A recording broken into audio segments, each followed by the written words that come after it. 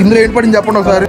Hello welcome to my YouTube channel middle class dramas. Already thumbnail చూడగానే మీకు అందరికీ అర్థమైపోయి ఉంటుంది మా బిగ్గెస్ట్ అచీవ్మెంట్ అయిన గోల్డెన్ ప్లే బటన్ వచ్చేసింది.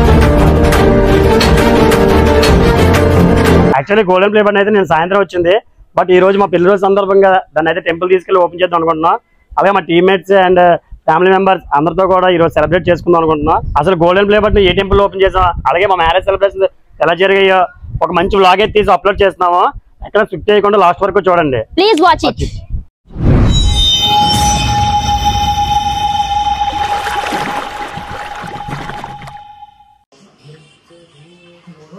హాయ్ చెప్పండి. Hi guys. ఎవరయ్యా మీరు? నేను మీ బాపట్ల దుర్గాని.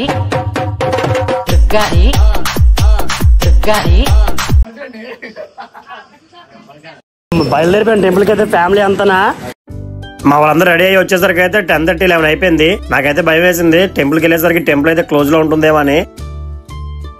నేనైతే గోల్డెన్ ప్లే బటన్ ఓపెన్ చేయడానికి నా ఫ్యామిలీ మెంబర్స్ అలాగే నా టీమ్మేట్స్ అందరిని అయితే ఇన్వైట్ చేశాను. టైం అవుతున్నా ఇంకా చాలా మంది మా వాళ్ళు రావాలని మేమైతే వెయిట్ చేస్తున్నాం. మాకంటే ముందుగా అయితే మా అమ్మ వాళ్ళని మా మామయ్య వాళ్ళని అయితే మా మౌలి సార్ కార్ మీద అయితే పంపించేసాం, ఎందుకంటే టెంపుల్ ఎక్కడ క్లోజ్ చేసేస్తారని.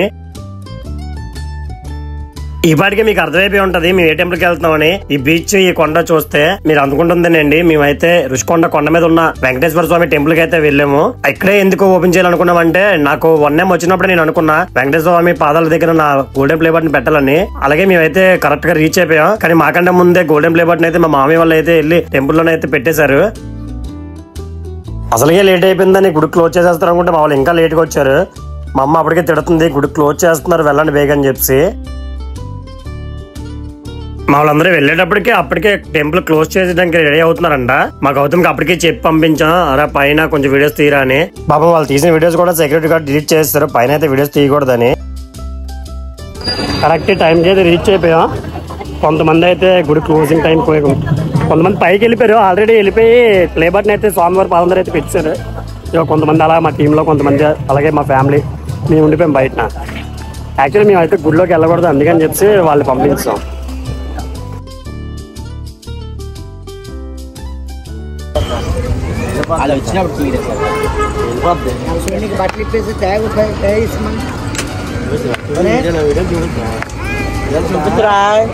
మమ్మల్ందరూ అయితే మాత్రం దర్శనం సక్సెస్ఫుల్ గా కంప్లీట్ చేసుకున్నారు. అలాగే గోల్డెన్ ప్లే బటన్ కూడా స్వామివారి దగ్గర అయితే పెట్టారంట. నేను చాలా హ్యాపీగా ఫీల్ అయ్యాను. వాళ్ళు అయితే ఫొటోస్ దిగుతున్నారు, ఇంకా స్టిల్స్ ఇచ్చేస్తున్నారు. లోపల అయితే కెమెరా యూజ్ చేస్తున్నారు కానీ బయట మన ఇష్టమేనంట.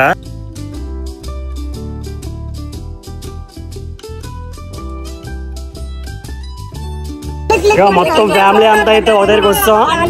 ఇంకొక 5 minutes లో అయితే గోల్డెన్ ప్లే బటన్ అయితే ఓపెన్ చేసేస్తారు మా ఫ్యామిలీ మెంబర్స్ అంతా.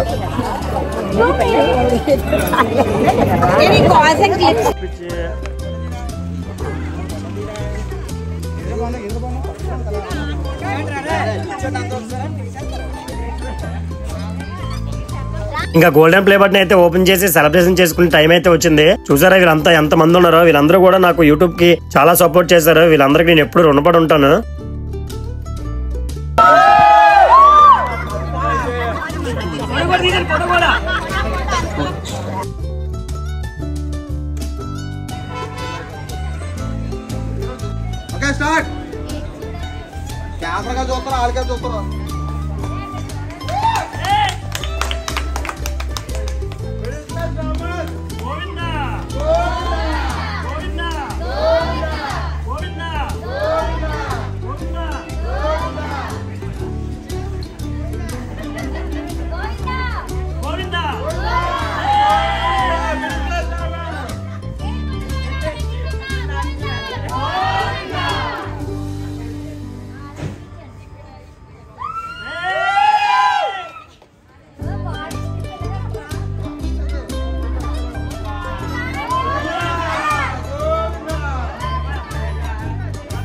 నేనైతే చాలా చాలా హ్యాపీగా ఫీల్ అయ్యాను. ఆ వెంకటేశ్వర స్వామి పాదాల దగ్గర అయితే నేను సాధించిన గోల్డెన్ ప్లే బటన్ పెట్టినందుకు.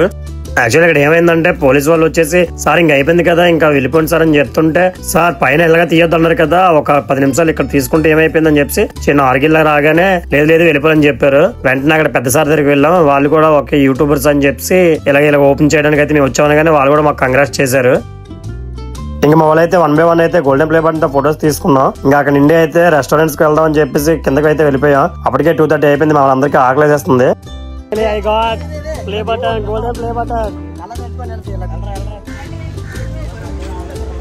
పక్కా ఆకలి దంచేస్తుంటే రెస్టారెంట్ మాత్రం ఎక్కడ ఖాళీ లేవు. ఒక 2-3 రెస్టారెంట్కి వెళ్ళాం, బట్ ఎక్కడ ఖాళీ లేనేసరికి అక్కడ లోకల్ లో అయితే ఒక రెస్టారెంట్ ఉంది. అది అలా మా అందరికి సరిపోయింది. మినీ రెస్టారెంట్ లాగా ఉంది అది. మీ అందరూ అయితే మాత్రం సరిపోయింది. చూడండి అసలు ఎక్కడ కూడా ఇంకా వేరే వాళ్ళు వచ్చి కూర్చోడానికి ఖాళీ లేదు. మా అందరికి అలా సరిపోయింది. మేమైతే ఫుడ్ ఆర్డర్ పెట్టుకుని ఎప్పుడెప్పుడు వస్తుందా అని మా వాళ్ళందరూ ఎదురు చూస్తున్నారు.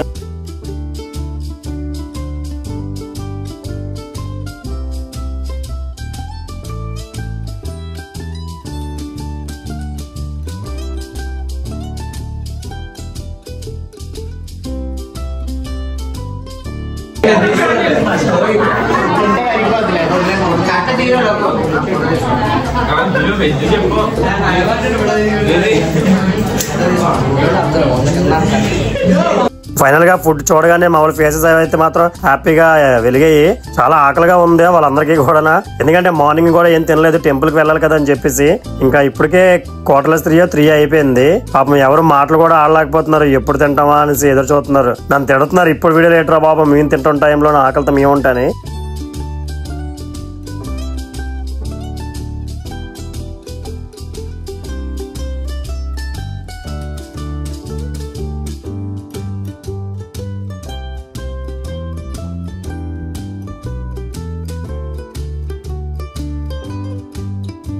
అమ్మయ్య ఇంతసేపు వెయిట్ చేసినందుకు మంచి ఫుడ్ అయితే తిన్నామని చెప్పి మా వాళ్ళందరూ అయితే హ్యాపీగా ఫీల్ అయ్యాం. ఎందుకంటే ఆ రెస్టారెంట్ చిన్నదైనా ఫుడ్ అయితే చాలా టేస్టీగా ఉంది.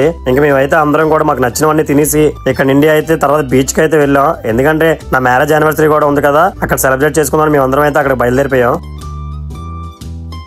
మా అక్క వాళ్ళు అయితే నా మ్యారేజ్ యానివర్సరీ అని చెప్పేసి ఈ సర్ప్రైజ్ అయితే ప్లాన్ చేశారు. యాక్చువల్ ఇంటికి వెళ్ళిపోతున్నాం అని చెప్పి సడన్ గా కేక్ తీసుకొచ్చి సర్ప్రైజ్ చేసింది.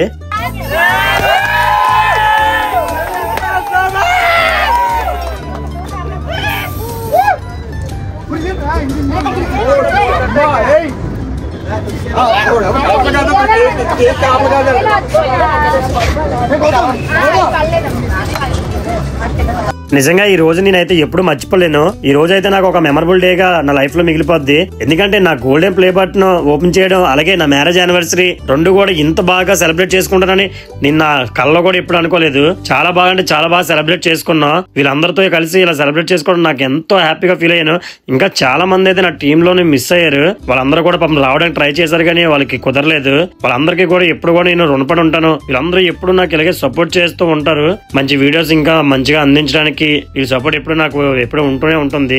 యూట్యూబ్ లో 1 మిలియన్ సబ్స్క్రైబర్స్ సంపాదించడం అది మామూలు విషయం కాదు. నేను ఎప్పుడు కూడా అనుకోలేదు నా ఛానల్ కి 1 మిలియన్ సబ్స్క్రైబర్స్ అవుతారని. ఈ 1 మిలియన్ రావడానికి ఎంత కష్టపడ్డానో నాకే తెలుసు. ఉదయాన్నే డ్యూటీకి వెళ్ళి మళ్ళీ నైట్ పూట వీడియోలు చేసేవాడిని. వీక్ లో తీసుకున్న టైంలో కూడా వీడియోస్ అవి బాగా చేసుకుని ఉండేవాడిని. మంచి కంటెంట్స్ అయితే మాత్రం చూస్ చేసుకునేవాడిని. లేట్ అయినా పర్వాలేదు కానీ కంటెంట్ అయితే ముఖ్యం అని చెప్పి. అలాగే నాకు సపోర్ట్ చేసిన వాళ్ళు కూడా యూట్యూబ్ ఛానల్ పెట్టించాను రీసెంట్ గా. ఫస్ట్ వీడియోతోనే ఒకరికైతే మానిటైజేషన్ అయిపోయింది. రీసెంట్ గా ప్లే బటన్ కూడా వచ్చింది. అది కూడా రీసెంట్ గా వీడియో తీసి సిల్వర్ ప్లే బటన్ కూడా ఓపెన్ చేస్తాం. అలాగే ఇంకొక యూట్యూబ్ ఛానల్ కూడా దగ్గర 90K సబ్స్క్రైబర్లు అయితే వచ్చారు. అది కూడా 100K అయిపోయిన వెంటనే దాన్ని కూడా ప్లే బటన్ వచ్చిన వెంటనే అది కూడా మీకు వీడియో పెడతాం. అలాగే ఇంకా మంచి వీడియోస్ చేయడానికి ఇక మా టీం అందరూ కూడా చాలా సపోర్ట్ చేస్తారు. వీళ్ళందరూ కూడా త్వరలో ఇంకా యూట్యూబ్ ఛానల్ పెట్టి వీళ్ళని యూట్యూబర్స్ తయారు చేస్తాను నేను. ఎందుకంటే నాకు ఏమీ ఆశించకుండా వీళ్ళు సపోర్ట్ చేశారు. ఆ కృతజ్ఞత నేను ఉంచుకోకూడదని వీళ్ళ చేత యూట్యూబ్ ఛానల్ పెట్టించి వాళ్ళు ఇచ్చి నాకు సపోర్ట్ తిరిగి వాళ్ళకి ఇవ్వాలనుకుంటున్నాను. మా వాళ్ళకి కాదు కొత్తగా యూట్యూబ్ పెట్టిన అందరూ కూడా ఇచ్చే సజెషన్ ఏంటంటే బ్లైండ్ గా యూట్యూబ్ పెడదాం అనేసి దిగిపోండి. మంచి కంటెంట్ నమ్ముకొని మంచిగా వీడియోస్ చేయండి. ఖచ్చితంగా నాకైతే 2 years పట్టింది ఈ గోల్డెన్ ప్లే బటన్ రావడానికి. మీరు మంచి కంటెంట్ తో వీడియోస్ చేస్తే మీకు 1 year లోనే వచ్చేస్తుంది. ఇందులో ఎవరో తోపనేం కాదు, కొంచెం కష్టపడితే చాలు యూట్యూబ్ లో సక్సెస్ అవ్వచ్చు. దానికి ఉదాహరణ ఇగో నేను నా టీమ్మేట్స్.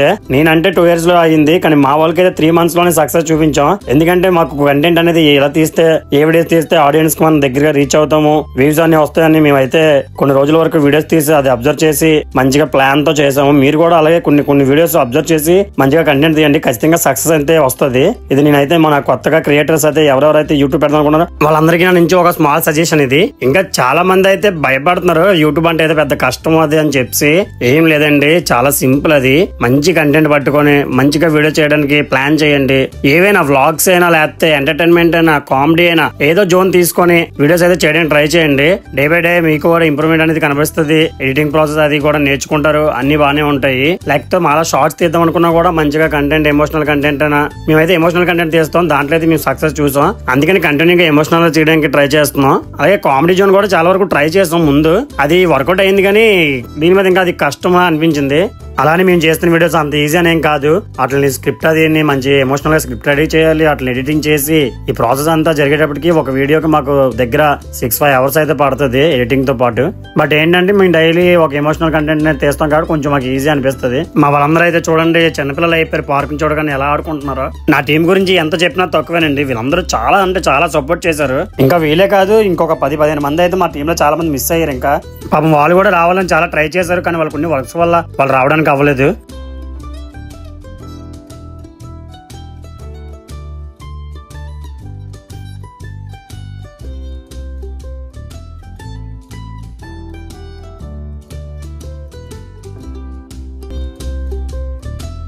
పాపం మా అక్కని చూడండి మమ్మల్ని అందరినీ చూసి వదిలేసి వెళ్ళబుద్ధి వేయట్లేదు. అక్కడ ఎలా ఉండిపోయింది హాఫ్ అన్ అవర్ నుంచి.